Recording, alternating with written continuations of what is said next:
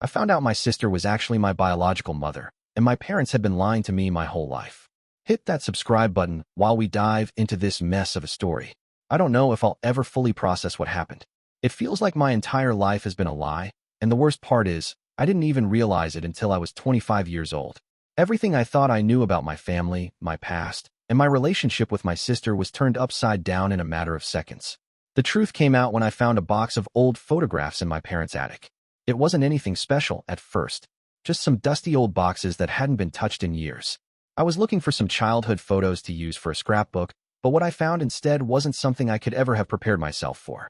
Among the pictures, I found one that I didn't recognize. It was of my sister, Emily, only she looked younger, a lot younger. She was barely 15, standing next to a baby carrier. I studied the photo, trying to make sense of it. There was no caption on the back, no explanation. But in the background of the picture, I saw my mother, holding a baby blanket. At first, I thought it was just a mistake, some kind of family gathering I didn't remember. But the more I looked at it, the more something felt off. I couldn't shake the thought that this baby looked too familiar. It looked like me, but that didn't make sense. I had always believed Emily was my older sister, the one who was always there for me growing up, the one who shared everything with me. I needed answers. I wasn't prepared for what came next. I went straight to Emily's room, holding the photo in my hand. She was sitting on her bed, scrolling through her phone, as she always did in the evenings. "Hey, Emily," I said, my voice trembling slightly. "Can you explain this picture to me?" She looked at the photo, her face immediately turning pale. I saw her eyes widen, then flicker away, like she was trying to hide her panic. "Where did you find that?" she asked, her voice suddenly tight. "I found it in the attic," I replied, my hands shaking as I held the picture out to her. "It's you, right? And there's a baby. Is this me? What's going on here?" Her eyes met mine, and for the first time in my life, I saw her look at me like she didn't recognize me. There was fear in her eyes, a kind of panic that made my stomach drop. She stood up quickly, but she didn't take the photo. Instead, she started pacing. "I didn't want you to find this," she said, her voice barely above a whisper. She ran a hand through her hair, her face tight with stress. "I never wanted you to know. It's not what you think, okay? It's not what you think." "Then what is it?" I asked, my voice rising now. "What the hell is going on, Emily? Why didn't you ever tell me?" She paused, her back to me. I could hear her taking deep breaths, like she was trying to steady herself. "Because I've been keeping this secret for so long, and I didn't want to ruin our lives. I didn't want to ruin yours." "Ruin my life?" I repeated, feeling like my heart was going to explode. "What are you talking about? Emily, just tell me what's going on." She finally turned to face me, her eyes wet with tears. "You're not my sister," she said, the words coming out in a rush, as if she couldn't stop them once they started. "You're my daughter." I froze. The words didn't make sense. I felt like the world was tilting, like the ground beneath me was crumbling away. "What?" I whispered. "What are you talking about? You're my sister, Emily. I've known you my whole life." She shook her head, stepping back as if the weight of her confession was too much to bear. I know. But when I was 15, I got pregnant. You were born when I was still a kid myself. I couldn't keep you, and Mom and Dad, they said they'd help me raise you. They made me promise to keep it a secret. So we both grew up together, like sisters, like everything was normal." I felt dizzy. "No," I muttered. "No, this can't be true. You're lying. This doesn't make sense." Emily shook her head again. "I wish I was lying. I wish I could take it all back. But I can't.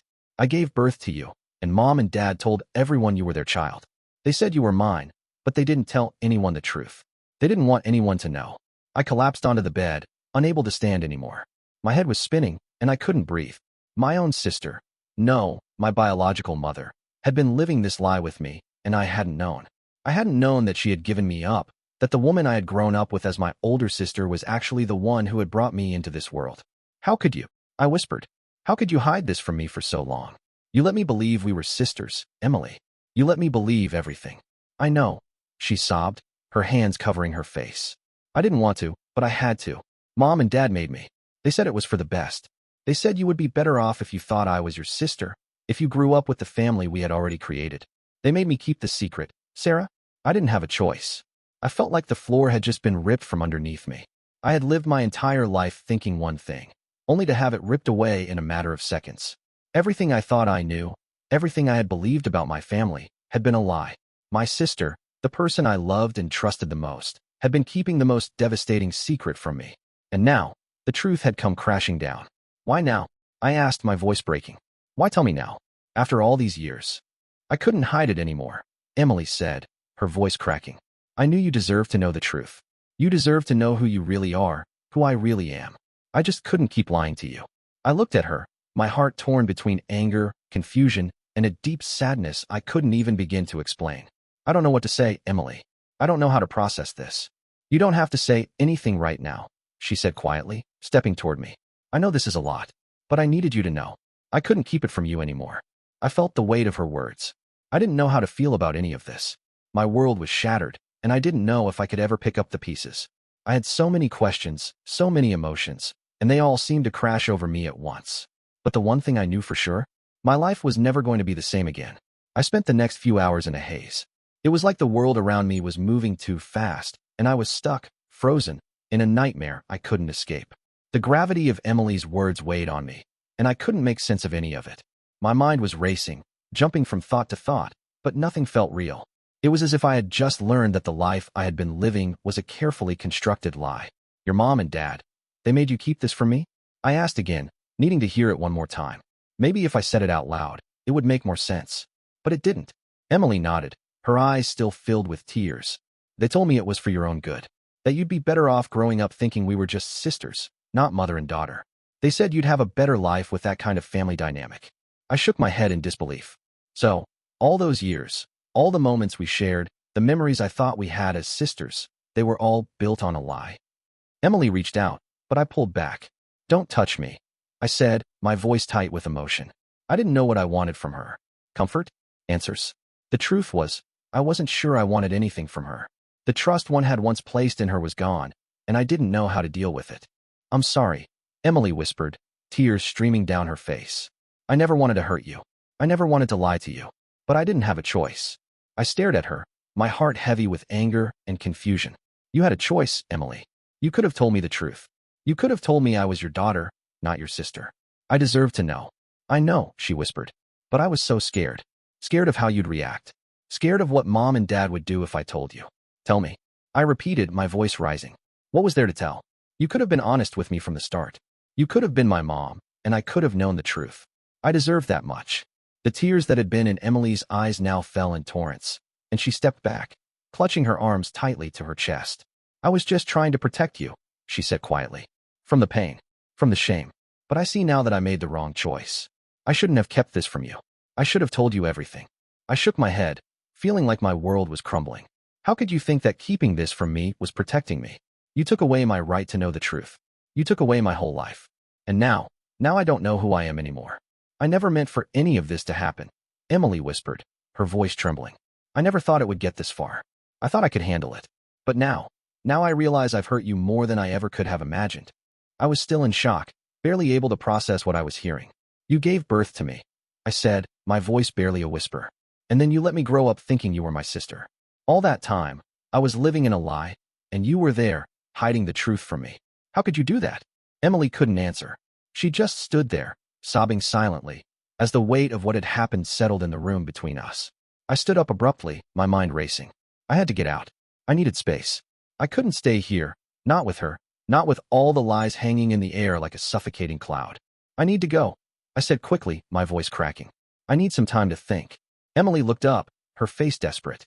Where are you going? I don't know, I said, my voice distant. I just need to get away from here. I didn't wait for her to say anything else. I grabbed my coat and rushed out the door, not even caring where I was going. I needed to get away from all of it, from the house, from Emily, from the reality of what I had just learned. The world outside was cold, but it didn't matter. I couldn't feel the cold. I couldn't feel anything except the numbness that had settled over me. I wandered through the streets aimlessly, my mind too tangled in confusion and pain to focus on anything else. I kept thinking about all the memories we had shared as sisters. The late-night talks, the inside jokes, the trips we took together. All of it had been a lie I had lived for 25 years. I couldn't wrap my head around it. My phone buzzed in my pocket, but I didn't want to look at it. I knew it was Emily, probably begging me to come back, to understand. But I couldn't. Not yet. I wasn't ready to talk. I wasn't ready to face her again. I ended up at a park, sitting on a bench, staring at nothing. The only thing I could hear was the quiet hum of the world around me. People walking by, cars passing in the distance. But it all felt so distant, so far away. How had I gotten here? How had I gone from thinking my life was perfect to realizing it was all a lie? I didn't have answers. I didn't know what to do next. The only thing I knew was that everything I thought I knew about myself, about my family, was gone. The foundation of my identity had been ripped away, and I didn't know how to rebuild it. I don't know how long I sat on that park bench, lost in my thoughts.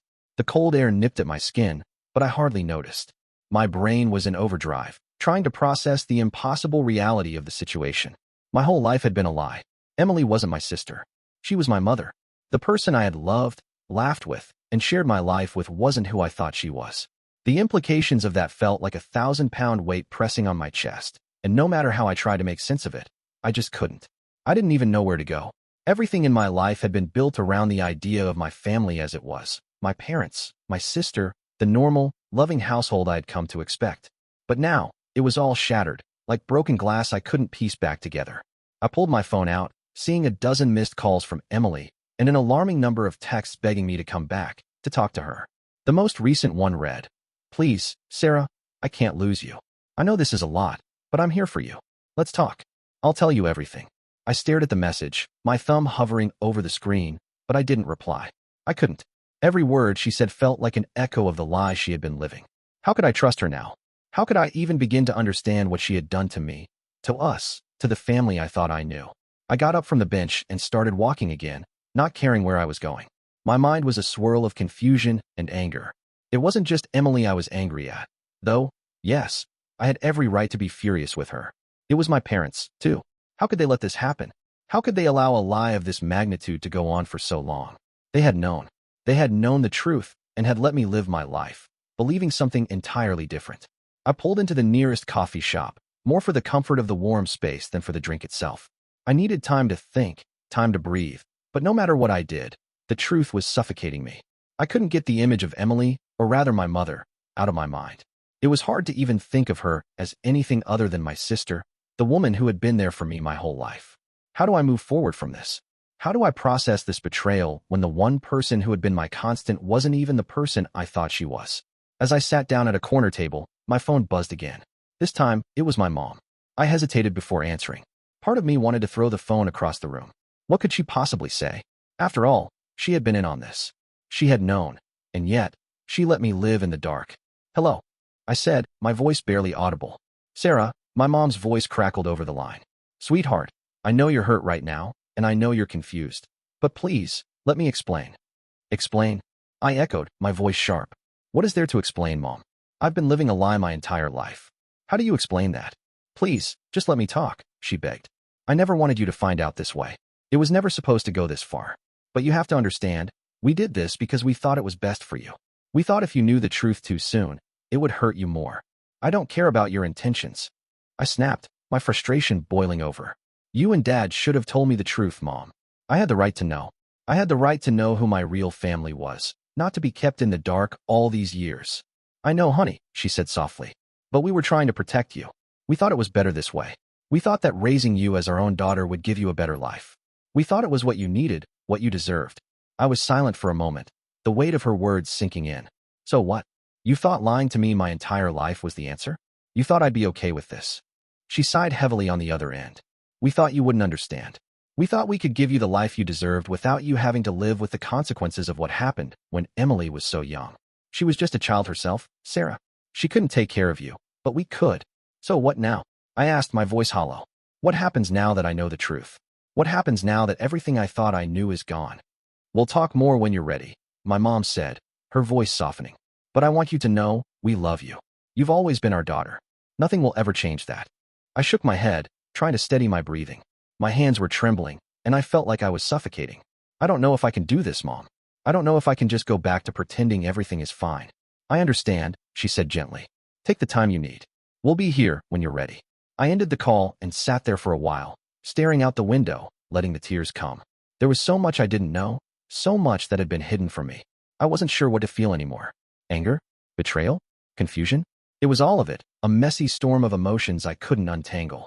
Eventually, I got up, wiped my eyes, and walked back to my car. I wasn't ready to face Emily, not yet.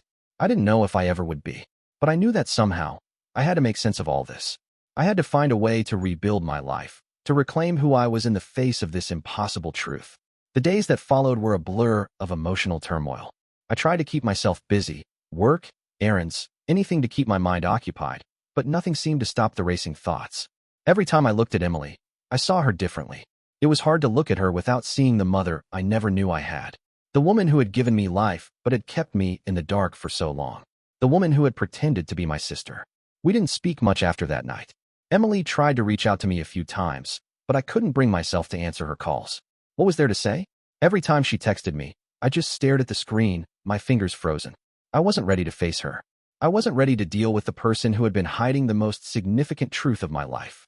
Every message felt like an invitation to open wounds that hadn't even started to heal yet. I couldn't bring myself to tell my friends or anyone else. What would I even say? That I had just found out my sister was actually my biological mother? That I had been living a lie for 25 years? They would never believe me.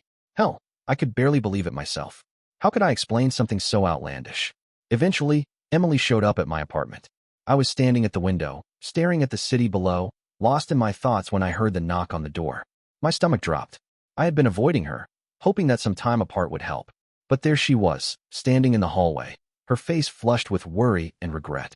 "I know you don't want to talk to me right now," she said, her voice shaking as she stepped into the room. "But I need to explain.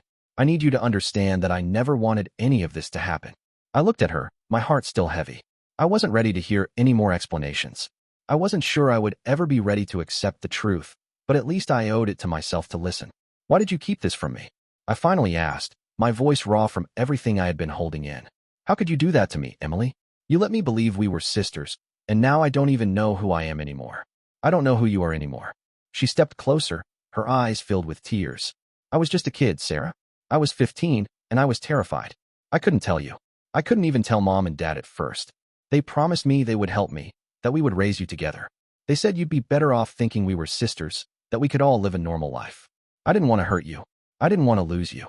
But you did," I whispered, the anger swelling inside me again. "You lost me. You lost my trust. And now, I feel like I've lost everything. I can't even look at you the same way. All those years, you were my sister, and now, you're my mother. And it feels like everything was a lie." "I'm so sorry," Emily said, her voice cracking. "I know I can't change what happened. I know I can't undo the past. But please, let me explain why I did it the way I did." I held up a hand to stop her. "No more explanations. I need time, Emily.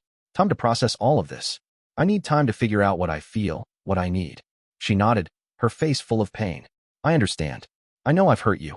I can't take that back. But I love you, Sarah. No matter what happens, you'll always be my daughter, and I'll always be here for you.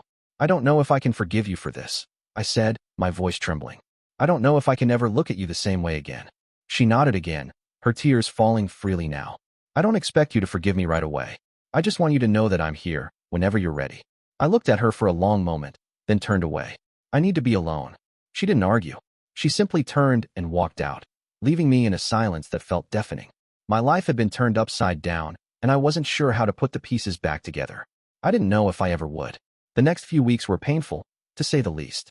I did a lot of soul-searching, trying to figure out how I could move forward after everything that had happened. The truth was, I was still angry. I was still heartbroken.